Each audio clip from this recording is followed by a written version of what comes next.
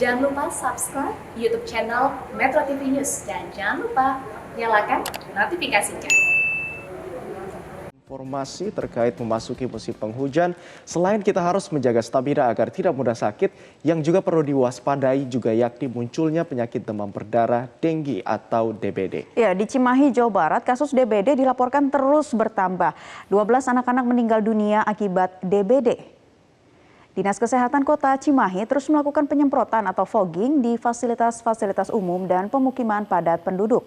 Menyusul bertambahnya korban jiwa warga yang meninggal dunia sebanyak 12 orang yang didominasi oleh anak-anak. Belasan korban meninggal dunia tersebut tersebar di sejumlah wilayah di Kota Cimahi. Penyebab utama banyaknya korban jiwa diakibatkan para orang tua terlambat melakukan penanganan medis terhadap anaknya. Dinas Kesehatan Kota Cimahi mencatat selama periode bulan Januari hingga November 2021, kasus demam berdarah naik 2 kali lipat dibanding tahun sebelumnya. Kini kasus DBD di Kota Cimahi mencapai 480 kasus dan melonjak pada bulan November. Dinas Kesehatan Kota Cimahi akan melakukan pembersihan sarang nyamuk serentak sekota Cimahi untuk mengantisipasi korban jiwa susulan. Kasus kematian sampai saat ini yang kita masih validasi lagi, tapi yang tercatat ada 12. Itu 12 orang itu anak kecil atau? Rata-rata anak-anak. Jadi penyebabnya adalah terlambat merujuk. Jadi sekarang rata-rata anak-anak cuman agak anget-anget, dikira nggak biasa saja, tetapi ternyata setelah dicek dia DBD. Nah, saya menghimbau bagi bapak ibu yang punya putra putri masih anak-anak ya, kalian anak-anak itu kan senangnya main ya, demam sedikit aja dia nggak merasakan, padahal itu sudah mengarah ke DBD. Jadi secepatnya membawa anaknya ke fasilitas kesehatan. Pemirsa, tidak hanya di Cimahi, peningkatan kasus DBD juga terjadi di sejumlah daerah. Salah satunya di Kabupaten Tangerang, Banten, yang dilaporkan 350 warga terjangkit DBD dalam kurun waktu 1 bulan terakhir. Ya, lantas apa gejala dari DBD dan bagaimana mengantisipasi agar tidak terkena DBD? Untuk membahasnya, sudah bergabung bersama kami secara virtual Dr. Indah Permata, Dokter Umum Klinik Pratama St. Carolus. Selamat siang, Dr. Indah. Selamat siang, Dr. Indah. Apa kabar? Selamat siang, kabarnya luar biasa. Luar biasa, baik, sehat selalu juga untuk Dokter Indah. Dokter, tadi kita membacakan informasi bahwa di sejumlah wilayah, diantaranya Cimahi dan juga Tangerang, Banten, ini terjadi peningkatan akibat DBD. Bahkan kasus meninggal dunia pada anak-anak diakibatkan karena keterlambatan penanganan medis yang dilakukan oleh orang tua. Jadi harusnya seperti apa kita mendeteksi dini penyakit demam berdarah ini, Dokter Indah? Ya, jadi untuk DBD ya, apalagi untuk orang tua dengan anak kecil harus waspada dengan panas anak. Biasanya kan kalau kita pikir anak panas-panas biasa, tetap kita harus melakukan pemeriksaan. Artinya di rumah juga harus punya termometer. Kalau panasnya tinggi mendadak, terusnya anak yang nggak mau makan, rewel, demamnya bisa sampai 39-40, kita udah harus waspada. Artinya hari pertama panas pun kita boleh saja datang memeriksakan ke fasilitas kesehatan. Jangan tunggu 3 hari kalau memang di daerahnya merupakan daerah endemis dari DBD. Kalau sudah dikasih obat, apalagi kalau dikasih obat nih nggak ada respon, artinya cuma turun sedikit demam, terus naik lagi, ya kita udah harus waspada. Jadi harus cepat-cepat dibawa ke rumah sakit, dilakukan pemeriksaan darah. Baik. Dokter Indah, salah satu gejala dari DBD ini adalah demam. Ditambah saat ini juga kita masih dalam masa pandemi COVID-19 yang juga gejalanya sama gitu dengan demam. Nah, bagaimana nih dokter kita membedakan gejala yang demam di COVID dan juga demam di DBD agar tidak telat penindakannya seperti kasus yang sudah terjadi di Cimahi dan juga di Tangerang, dokter? Baik, kalau untuk demam berdarah, tadi kan ini sama-sama oleh virus ya penyebabnya ya. Kita juga harus melihat suhunya, apakah dia langsung mendadak tinggi, dia 940, terus dia ada nyeri otot, nyeri sendi, sakit kepala. Kalau DBD itu biasanya dia lebih ke sakit kepala, perdarahan, kemudian pada anak-anak bisa timbul bintik-bintik kemerahan. Tapi kalau pada COVID, demamnya memang tidak setinggi dari DBD, kemudian dia lebih ke gejala ada batuk atau gejala kepernafasan. Kalau si DBD dia lebih ke kayak pelana kan, dia bisa turun di hari keempat, ternyata itu masa kritis. Tapi kalau si COVID setelah hari ketujuh baru timbul gejala-gejala pernafasan. Baik. Itu yang menjadi pembedanya ya. Tapi dokter, kalau kita lihat lagi kan tadi dokter katakan ada 3 fase dalam demam berdarah. Fase demam, fase kritis, dan fase pemulihan. Nah, di saat fase kritis ini agar kita tidak lengah seperti itu karena demam sudah turun, kemudian banyak yang mengira DBD-nya sudah hilang atau sudah sembuh. Seperti apa yang harus diwaspadai, dokter? Yang harus diwaspadai ya tanda-tanda dehidrasi. Karena pada fase kritis itu si trombositnya kan turun, terus cairan di dalam pembuluh darah itu mulai keluar dan menimbulkan tanda-tanda dehidrasi atau yang akan mengarah ke shock. Kalau shock tuh dia udah mulai lemas, kekurangan cairan. Jadi kalau udah ketemu gejala seperti itu, cepat-cepat bawa ke rumah sakit. Baik, artinya jangan sampai telat lagi ya untuk diperiksa, segera untuk dibawakan ke rumah sakit. Dokter Indah, ini juga kami mendapatkan informasi bahwa ada pasien DBD ini disarankan untuk minum jus jambu atau minum angkat. Ini benarkah demikian dan apa sebenarnya dampaknya bagi kesembuhan pasien yang menderita DBD ini? Korelasinya apa, Dokter Indah? Ya, tadi seperti yang saya sudah ceritakan, untuk fase kritis itu kan si cairan dari dalam pembuluh darah keluar ya. Nah, waktu dia keluar dari pembuluh darah, itu obat yang paling baik adalah penggantian cairan. Idealnya memang cairan infus. Tapi kalau kita bisa dapat cairan seperti jus jambu, jus angkat, itu sih bisa membantu hanya mengurangi ya. Artinya pertolongan pertama sebelum ke rumah sakit dengan prinsip bahwa jus-jus tersebut adalah menggantikan cairan di dalam pembuluh darah. Jadi bukan sebagai yang menyembuhkan, tapi hanya menolong supaya menggantikan cairannya. Baik, penolong pertama untuk menggantikan cairan pada saat terkena DBD. Baik, Dokter Indah, kita masih akan melanjutkan perbincangan pada siang hari ini, tapi kita harus jeda terlebih dahulu. Kita tahan dulu sebentar, Dokter Indah. Ya, nanti kami masih akan kembali untuk Anda masih membahas mengenai waspada karena kasus DBD masih meningkat. Sesaat lagi tetap bersama kami di Newsline.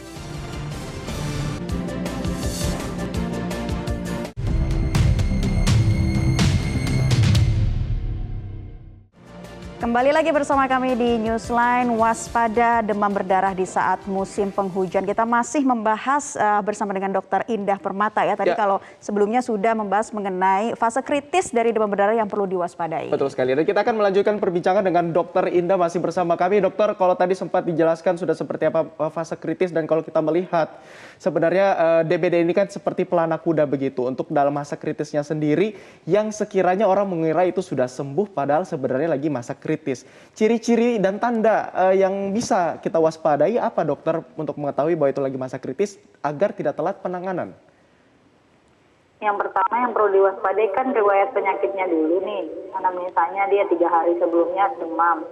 Nah, kalau sudah ada demam selama 3 hari kemudian tiba-tiba turun di hari keempat, sebaiknya pasiennya juga harus kritis, bisa memeriksakan darahnya. Terus dia juga lihat tanda-tanda apakah urinnya juga keluarnya bagus. Karena kan kalau dia dalam fase kritis itu dia ada tanda-tanda shock.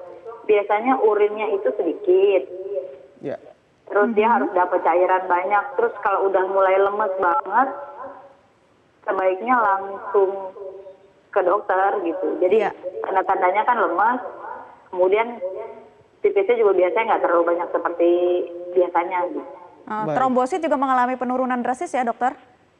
Ya, biasanya mulai turun justru trombosit belakangan, Mbak. Nanti leukositnya dulu yang turun. Makanya kan sebaiknya kalau emang demam, kita periksa darah dulu, terus 3 hari kemudian diperiksa. Nanti selama masa kritis itu akan diperiksa 1 hari itu diperiksa paling nggak sekali untuk memantau si trombosit.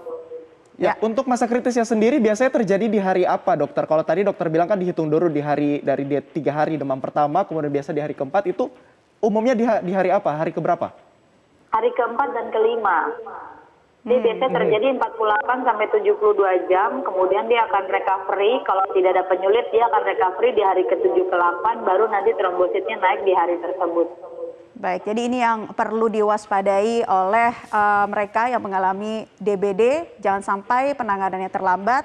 Dan dokter ini juga mau tanya terkait dengan penanganan. Lantas penanganan yang tepat untuk DBD ini seperti apa? Sampai saat ini belum ada obatnya ya, Dok? Betul. Sampai sekarang belum ada obat. Yang bisa kita lakukan adalah tadi kan saat pembuluh darahnya keluar cairan itu harus diganti. Jadi kalau memang kita ada demam, pastikan kita dapat cairan cukup. Itu yang terbaik yang bisa dilakukan. Kalau seandainya akses ke rumah sakit jauh, paling tidak kita bisa minum air putih, air kelapa untuk menggantikan cairan yang keluar dari pembuluh darah. Baik. Ya, dokter bisa dijelaskan juga kalau DBD ini menularnya seperti apa? Jika ada nyamuk dari gigitan satu orang ke orang lainnya menular. Namun kalau nyamuk biasa yang sudah menghisap darah kita, ketika nyamuk itu menghisap darah orang lain, apakah bisa menular? Ini, kalau seandainya nih misalnya si nyamuk menggigit kita, kemudian gigit orang, itu bisa aja menular. Yang bisa kita lakukan adalah mencegah supaya si nyamuk jangan menggigit. Kalau kita lihat di layar nih, kenapa sih dilakukan fogging? Karena kita mau si nyamuknya itu sebisa mungkin tidak ada lagi. Tapi kalau ada nyamuk, supaya kita tidak digigit, kita bisa menggunakan kelambu. Kemudian kita bisa pakai lotion penolak nyamuk.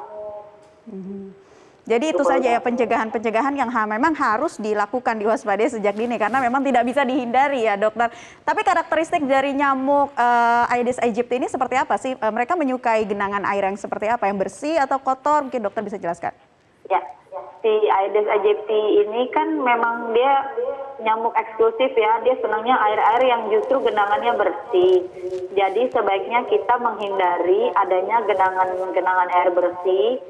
Jadi kalau ada tempat-tempat yang biasa bisa menampung air bersih, sebaiknya kita tanam aja atau kita balikin.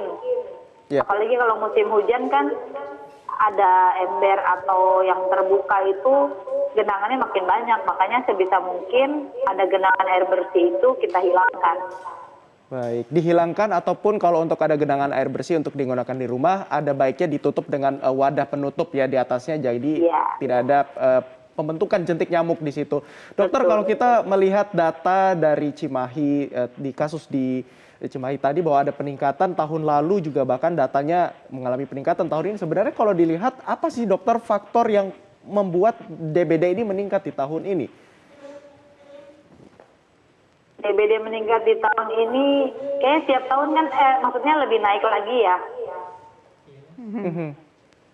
Mungkin karena curah hujan.